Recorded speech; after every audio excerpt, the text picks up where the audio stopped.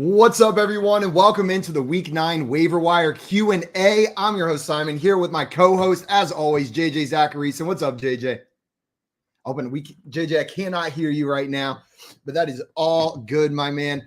Guys, for those of you that, there we go. We got you, man. I'm back. My bad. I'm great. How are you? You were just doing your best JL impersonation to make me feel a little bit more comfortable right here, leaving that mic muted coming out. That's right. I'm doing well, JJ. It was a fun week 8 of football, but now we're going into week 9 where 6 teams are on bye. So I imagine we're going to have a lot of waiver wire questions this week. A lot of people looking for fill-ins for any of the players that are on those 6 teams on bye. Guys, if this is your first time joining us, we are here every Tuesday with JJ, either myself or John Luke, answering your waiver wire questions here on the FanDuel YouTube, Twitch, and Facebook page. So welcome in. Glad to have you guys in here. Throw any of your waiver wire questions in the chat. We will get to them throughout the show. Before we get started, though, a couple reminders. First and foremost, if you're watching this stream, go ahead and throw a like on it if you're on Facebook or on YouTube. Easiest way to show your support for what we're doing over here. Then make sure you're subscribed to FanDuel on YouTube and find them on their other social platforms. We're talking TikTok, Instagram, Twitter. They're at FanDuel across all of them. And then if you're not already following JJ, it's a massive mistake for your fantasy football output. Make sure you're following him at Late Round QB as well. We got some people in here ready for today's waiver wire Q&A. Scott Fish, what's up, Scott? Welcome in. Scott, I have a question for you. Could you just add about 100 points onto my Scott Fish Bowl total points for the season? That'd be great. And Joseph's kicking us off with a question, JJ, right away. What is your favorite DST to stream this week between Rams, Vikings, Chiefs, and Dolphins? So Rams, Vikings, Chiefs, and Dolphins, making that decision now with waivers processing tonight. Which one of those defenses would you be picking up? Yeah, I mean, I got to look at the schedule real quick. Who do the Dolphins get again this week? The Dolphins this week are playing up against the Chicago Bears. The Bears, that's what it was. I couldn't remember. Okay, so I like the Vikings against Washington a good bit. Obviously Taylor Heineke under center. They're favorites in that game. They're road favorites.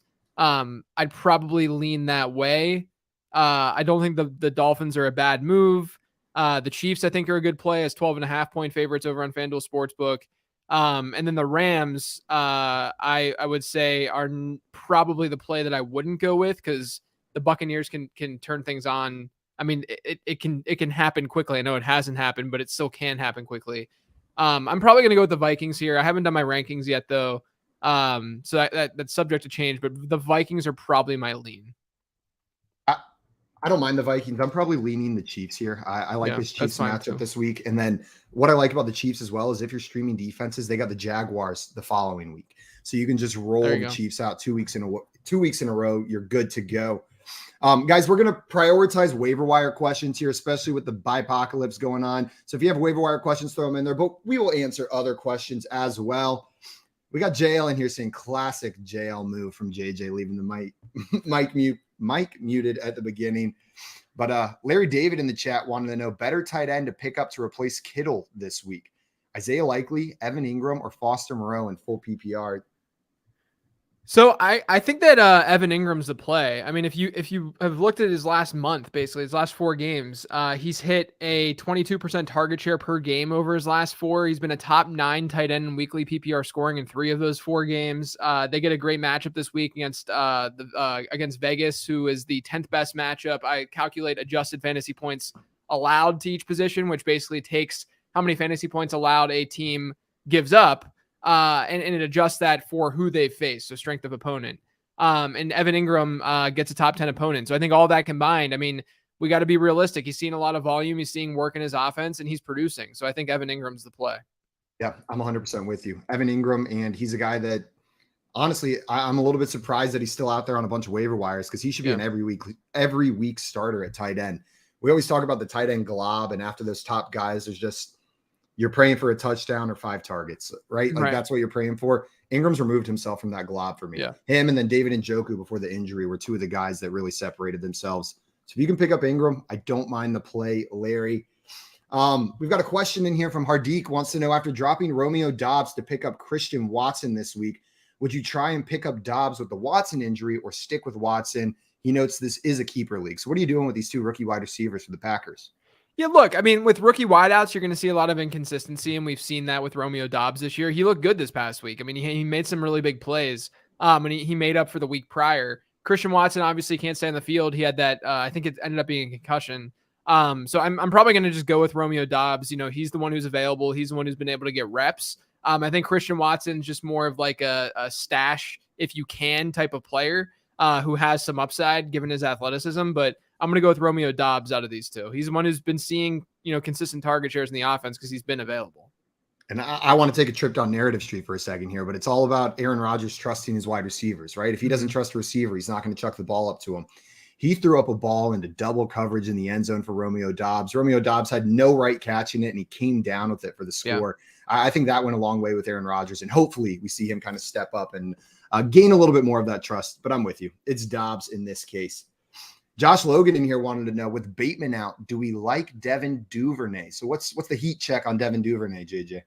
Yeah, I mean, with Bateman this year, he's seen like an 11, 12% target share. So not something that you really need to pay attention to or worry about. But with Bateman out, that target share jumps. So Duvernay, in my opinion, Bateman, this foot injury seems to be more serious than they initially thought, / this is something that's been lingering.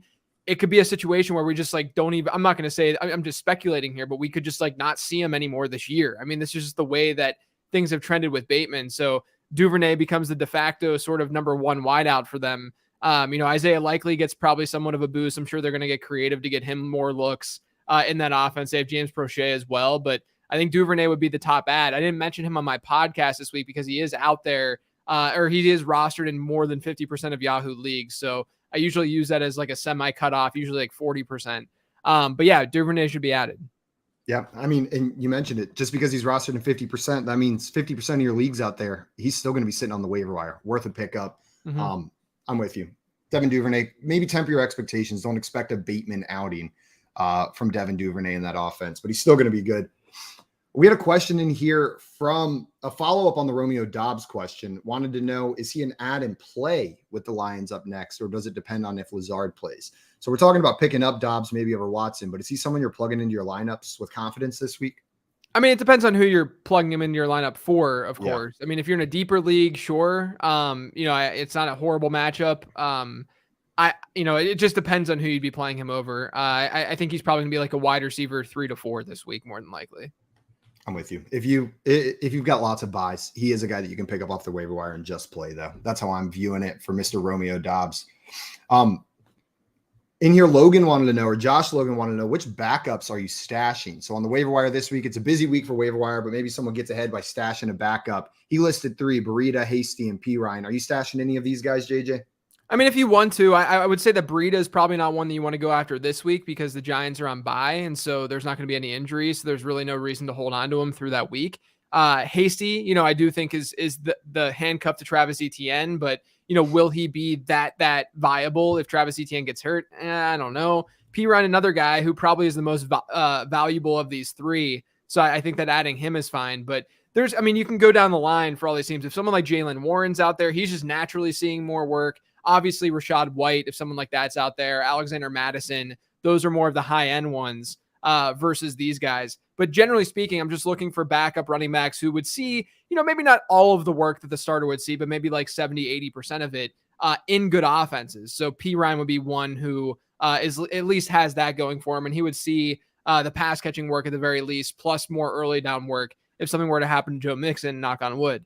So I'm going to say P. Ryan of that group. But some of the other guys that I mentioned too are higher priority than these guys. Any worries? So Joe Mixon has struggled to be efficient behind this Bengals offensive line this year. Are there worries that like there just isn't upside with P. Ryan, even if Mixon goes down, that he's a worse back than Mixon and he's going to be playing behind the same O-line that he struggled against? Or does the receiving work elevate him enough that you're still interested? Yeah, I mean, my stance would generally be that, Mixon has been bad on the ground. He's been really inefficient on the ground. But P. Ryan, will he be that much worse than Joe Mixon if he steps in with that early down work? And then he's still going to see a pretty big target share in that offense. Joe Mixon's inching towards a 15% target share per game. And P. Ryan, we know, will slot in at times as their third down, as their pass catching back. So he would see that work. And then obviously be able to, like, I think that what Joe Mixon is doing on the ground right now is pretty replaceable with anyone. It's not like he's, I'm generally more or less optimistic about a backup when it's like someone coming in for Nick Chubb, when Nick Chubb is going to be really efficient with his touches on the ground. So I think P. Ryan would probably be able to do what Joe Mixon is doing, but there's other players there that could be involved as well. That makes sense. Makes sense. We had another waiver wire question in here. DJ, relating to the Bateman injury, wants to know, what about Isaiah Likely? Is he worth a pickup and a play this week at the tight end position? Yeah, look, if we know that Mark Andrews is out, then Isaiah Likely is probably the top tight end streamer this week. I'd be really into him. He had a 21% target share this past week with Mark Andrews getting banged up. He had 6 catches, 77 yards, really good outing. And then when you have Rashad Bateman banged up, you would have Mark Andrews hypothetically out. So yeah, I mean, like, Isaiah Likely makes a lot of sense if things sort of formulate and come together for him.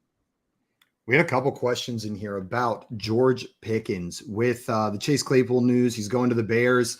DJ asking, does Pickens get more work with Claypool out? Tyler asking, is Pickens now the wide receiver 2 with Claypool going to the Bears? He's rostered in over 60% of Yahoo leagues right now, but he's still sitting out there on the waiver wire for some people. How are you viewing George Pickens after this trade of Chase Claypool? Yeah, look, I mean, Chase Claypool was seeing like a 17% target share in that offense. And that's usually the way that I look at this stuff, is that I'm looking at target share and how that can be sort of displaced from one player to another. So you're probably going to see a little bit of a natural boost to Diontae Jackson, a little bit of a natural boost to George Pickens. And don't sleep on Pat Freiermuth either. I think Freiermuth is one guy who's really intriguing now because he plays that middle of the field. He's a tight end, obviously. Chase Claypool plays the slot, or he has been playing the slot. And so what you're going to see is a lot of those looks funneled over to Pat Freiermuth instead. I really wish Calvin Austin were healthy because, they drafted the speedy guy who could play the slot hypothetically for them. But it sounds like he's just not ready to get going yet. I think it's a foot injury that he's dealing with. So, you have Pickens and Diontae both probably getting target share boosts. Now, is Pickens he's the team wide receiver 2, but is he a wide receiver 2 in fantasy? Probably not. I would say what we're looking at is probably like a low end wide receiver 3 still. But I do think that he absolutely should be rostered, across fantasy now that Claypool's 17% target share is gone. It's still this Steelers offense, right? The one we've been watching all year, and it's still Kenny Pickett under center, even if there's another body out of the way. Cyclaw in here agreeing with you, though, that Freiermuth's going to get a bump potentially with Claypool going out over there. And Cyclaw had an interesting question for us. JJ, I'm going to need your help on this one because these are 2 of my favorite players, probably my most rostered tight ends across all of my leagues this season. Greg Dulcich and Evan Ingram. Which one do you prefer this week versus rest of season if it's a different answer? Yeah, well, this week Dulcich is on bye because the Broncos are out. So that one's easy to say for this week. I would go with Evan Ingram. Rest of season, I think it's pretty close. I think I maybe had Dulcich ahead of Ingram in my rest of season rankings, but I would assume that it was pretty close. So, I don't have like a strong lean here. I honestly, if those are your 2 tight end choices, I'm not against you just rostering both and sort of just playing by matchup each week. I think that's sort of the way that we sometimes need to go. Whenever you don't have a stud tight end and you're just kind of playing by matchup, hopefully you can put something together to match what some of those higher end tight ends are able to do. So my answer is kind of a cheap one. I would roster both. If I had to choose, it's probably Dulcich over Ingram, but I think Ingram's really undervalued in fantasy right now. Ingram's wildly undervalued. I think Ingram's a little bit safer. I think his target volume through 8 weeks has been so consistent that we know what we're going to get. Smaller sample size from Dulcich, but if I have to pick, I'm with you. I'm picking Dulcich. I love that upside. I love what he's done since he's been on the field. Surfer dude in here. What's up, bruh? Said, would you be adding Deion Jackson with Jonathan Taylor coming out of the last game banged up? You got him as a sell, so maybe without Matt Ryan, it isn't worth it with Jackson anyways. What do you think about picking up Deion Jackson, especially with the Nyheim Hines trade rumors, right? Yeah, I mean, if Nyheim Hines gets traded, you got to pick up Deion Jackson, but I think without a trade, you don't need to do that. By the way, I think that there's a trade. I saw someone talk about, was there a Chase Edmonds trade that just So happened? Joseph's saying Chase Edmonds got traded to the Broncos is what he's saying. Do we have confirmation of that? Sounds right. It looks like, so it looks like, it was part of a Bradley Chubb deal. Oh, shoot. Well, that just kind of buried the lead, didn't it? Chase Edmonds is the headliner here. Yeah, like Chase Edmonds was literally a throw-in. So it's a 2023 first, a 2024 second, and Chase Edmonds. That's what Denver gets. And then Miami gets Bradley Chubb in a 2025 fifth. So they're getting that first round pick, and then they get Chase Edmonds as well. I mean, I think Chase Edmonds is worth an ad. Yeah. I mean, we see 2 geriatrics in the backfield of Melvin Gordon and Latavius Murray. I think what this does is really caps Melvin Gordon's receiving upside because we saw him running more routes than Latavius Murray. I'm assuming that Chase Edmonds will play that role. I think it's more so a mess than anything else. Like I would highly doubt that Chase Edmonds becomes, an RB2 in fantasy, but is he a bye week fill-in? Maybe he grows a role, maybe in a PPR format. I think you should add him probably just in case, just to see what happens and sort of like what the beat reporters are saying during their bye week and how he might get integrated. But my inclination is to say that Edmonds will not be super, super fantasy relevant because we've seen them split that backfield all year, even when Javonte Williams was healthy. I mean, it's just, they were starting to give Javonte Williams the workhorse role and then he tears his ACL, but we're seeing them just split that backfield. I think that's what they would want to do. And Chase Edmonds is not someone who commands a high number of touches. No. The one thing is, like, we've seen the Broncos sign a player and then immediately give them the most carries in the next game, right? Like we saw that with Latavius Murray. It seemed like a full go ahead for Melvin Gordon. And then exactly like you said, here comes Latavius Murray off some practice squad, and he's the lead back all of a sudden in a committee. So what this does do is it should make you feel even more confident than you should. Another guy, he's like the Evan Ingram of running backs, is Raheem Mostert. I mean, it's just someone who is getting a ton of work. He's the workhorse in that backfield. He was a buy candidate for me on my podcast this week because, number one, I don't think people realize how good he's been in the kind of workload that he's been seeing, but he's coming off a down game this past week too, where a lot of people had high hopes for him against Detroit. Now you don't have Chase Edmonds potentially stealing receiving work from you or just, being that extra guy. And then it would boost someone like Myles Gaskin, who's next on that depth chart. So, and we know that Raheem Mostert hasn't been healthy throughout his career. So Gaskin all of a sudden Undertaker.giffing this season, Gaskin just finds a way to have some usability, it seems like, each year. And he might have some usability now down the stretch. He's another guy who then becomes one of those handcuffs we were talking about earlier. God, if Gaskin is the 2022 playoff running back, like the one that gets that role end of season and leads team to championships, I'm not sure I'm ready for that, JJ. We got another question in here from Yosu, who wants to know, they just traded JT, Taysom Hill, and McKenzie for Mike Evans and George Pickens. How do you feel about that trade, JJ? Are you feeling all right about it, or not you would have made? I think that you probably could have gotten more for Jonathan Taylor, or having Jonathan Taylor in a deal like that. I also would have probably waited just to make sure Nyheim Hines doesn't get dealt. I talked about that a little bit on my podcast. Like, I think, there's if Nyheim Hines gets dealt, I think that Jonathan Taylor can be sold regardless. Cause like, if you look at how people are ranking him right now, he's being ranked very confidently in like the top 10 overall, when I think he's more of like a top 20 guy.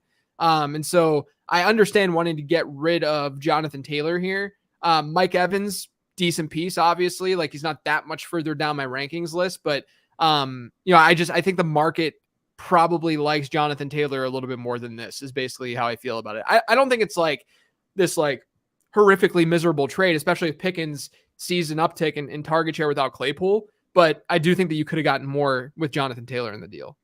I'm guessing to make this move, you've got other backs that you're sitting pretty with some other backs that you're happy with. Maybe Josh Jacobs you grabbed later and he's shown up for you throughout the season. Kenneth Walker or something like that. Exactly. Yeah. You got some stuff to do, but I do agree with a name like JT or CMC or like Austin Eckler, make people overpay whenever they're trading for him, because they will, because they've got that name recognition and the positional scarcity. Mr. Scampers wants to know, who would be a better IR stash in your opinion? So if you're picking up one of these guys to put in your IR, Treylon Burks or Rashad Bateman? Probably Burks at this point, because he's going to come back sooner, it sounds like. I mean, Burks' injury, I follow Edwin Porras from Fantasy Points. He's someone who keeps track of the injury stuff, and he's a doctor, and he knows about this stuff better than I do. But he was someone who mentioned that the volatility of the turf toe injury for Treylon Burks isn't that bad when he does return. So, we shouldn't be that concerned about it really hurting his performance per se. I have Burks ranked higher, I believe, in my rest of season rankings than Rashad Bateman right now. And it's basically because, I think that Burks is going to be available before Rashad Bateman will. Yep. It goes back to what we were talking about earlier. I'm nervous about this Rashad Bateman injury. Yeah. All the news coming out just makes me more nervous. We got Daddy FanDuel in here asking, any news today? Nah, it's a pretty slow day. Nothing really happening.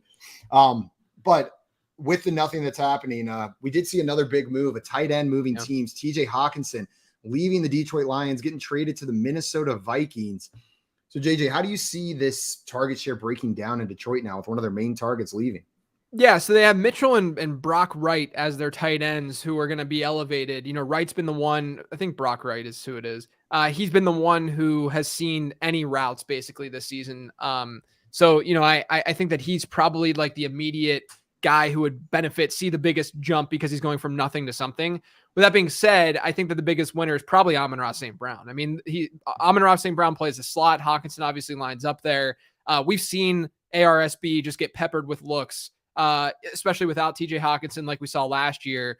But he's still getting peppered with looks even this year in games where he's been healthy. So I think that Amon-Ra St. Brown has a chance to be in that like 28 to 30% target share per game range for the rest of the season. And if we see that, then we have a chance to see some fireworks down the stretch. I mean, it's a very, very big win for him in particular. And then, Hawkinson going to Minnesota, they haven't targeted their tight ends at a really, really high rate, but targets go towards talent, right? So TJ Hawkinson is an upgrade over Irv Smith, who they seem to not like that much even before this injury happened to Irv Smith. So I do think that Hawkinson, will probably still command like an 18-20% target share. Justin Jefferson probably remains the same. And then maybe this hurts Adam Thielen a little bit from a target share standpoint. But it's probably more neutral for all those guys. And maybe a little bit of a boost for TJ Hawkinson, just given the offense that he's moving to should be a little bit more efficient. So Amon-Ra St. Brown, a big bump for him, I think. And TJ Hawkinson, I think it's a pretty good landing spot overall for him. That was going to be my question. Is this a bump up for TJ Hawkinson, or is he going down a little bit lower because maybe there's more talent on the field around him as well? RG had a question. Want to know QB stream this week, Fields, T-Law, or other? Who would you be streaming, JJ?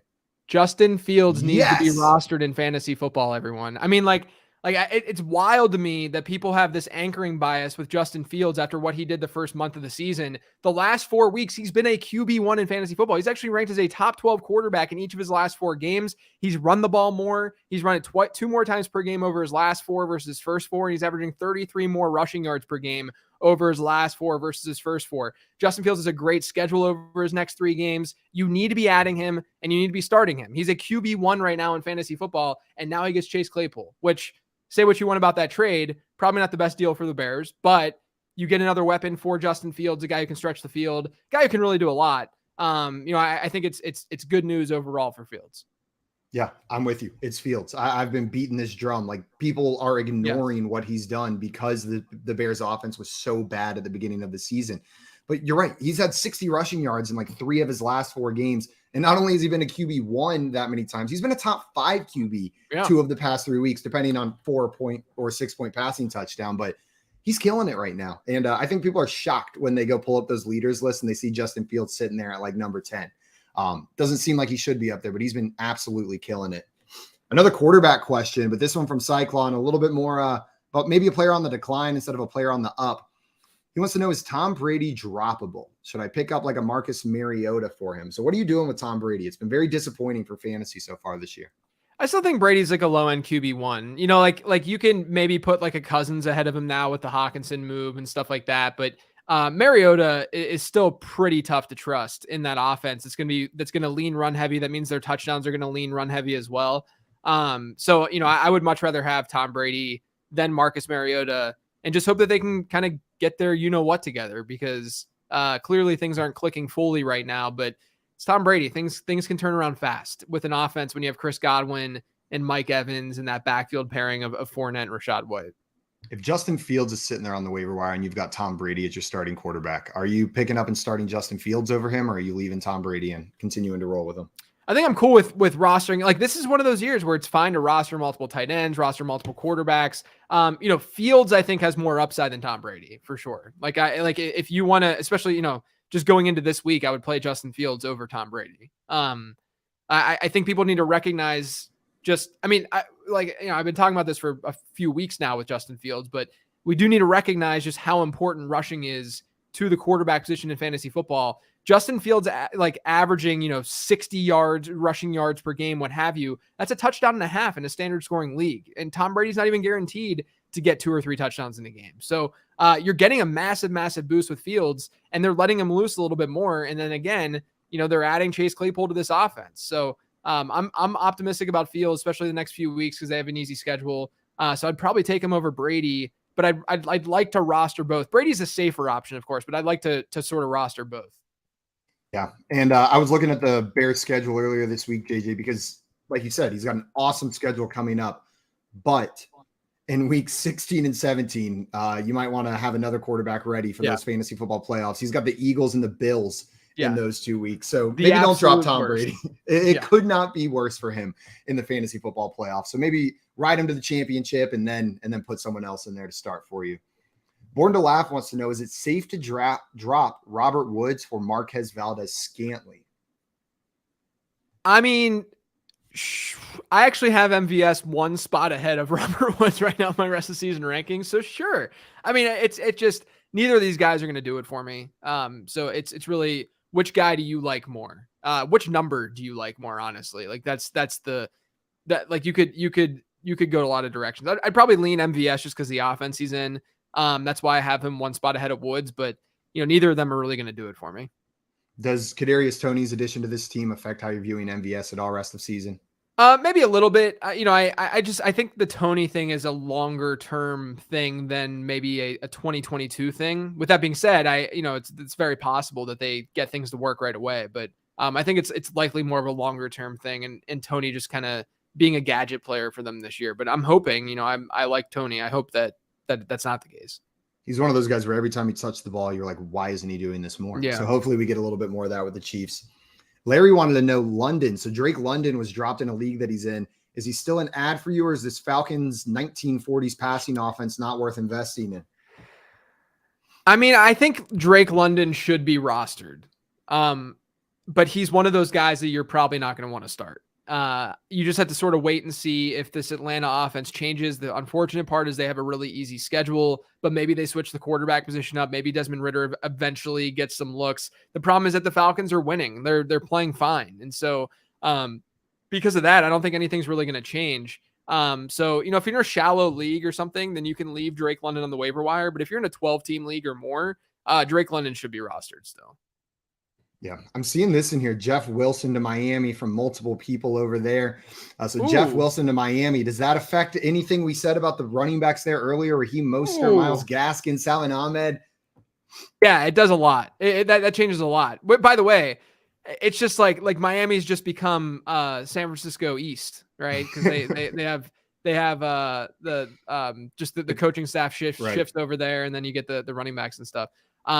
But yeah, so I do think this is important. I talked about Raheem Mostert being a buy, no longer a buy, with this trade. Sometimes this kind of thing happens. Jeff Wilson's an effective back.